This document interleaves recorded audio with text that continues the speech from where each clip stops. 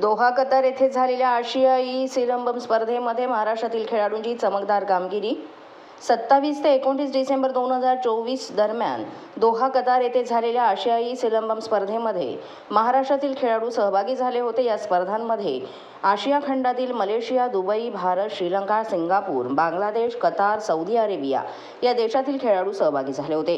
यामध्ये भारतीय संघाकडून मुलांच्या गटात सूरज बांगर 14 वर्षांखालील वयोगट काठी फिरवणे या खेळ प्रकारामध्ये सुवर्णपदक आणि काठीची लढतमध्ये रौप्य पदक मिळवलंय, तर केतन नवले खुला वयोगट काठी फिरवणे खेळ प्रकारामध्ये रौप्य पदक आणि काठीची लढतमध्ये कांस्य पदक मिळवलंय.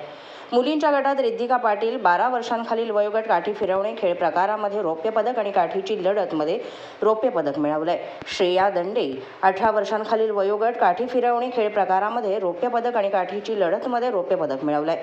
असे महाराष्ट्र संघाकडून एकूण 1 सुवर्ण, 6 रौप्य आणि 1 कांस्य पदक मिळवलेलं गेलं आहे. सर्व विजयी खेळाडूंसोबत मुख्य प्रशिक्षक महाराष्ट्र सिलंबम स्पोर्ट्स अध्यक्ष संजय बनसोडे यांनी प्रतिनिधी म्हणून कामगिरी बजावली. या उल्लेखनीय यशाबद्दल कतार देशामधील Indian cultural centre Qatar, Maharashtra मंडळ कतार, परराष्ट्र मंत्रालय कतार यांच्या वतीनं खेळाडूंचा सत्कारही करण्यात आला.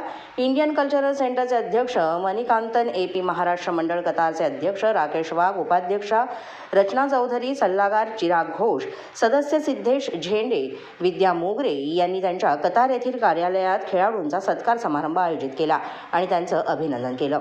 महाराष्ट्र राज्यात विजयी खेळाडूंचं स्वागत करण्यासाठी पदाधिकारी किरण अडागळे, स्मिता धीवर, अभय नवले, रविराज चखाले, गणेश गेजगे, अजय नवले तसंच सर्व पालकवर्ग उपस्थित होता. Bureau report, Marathi 9 news.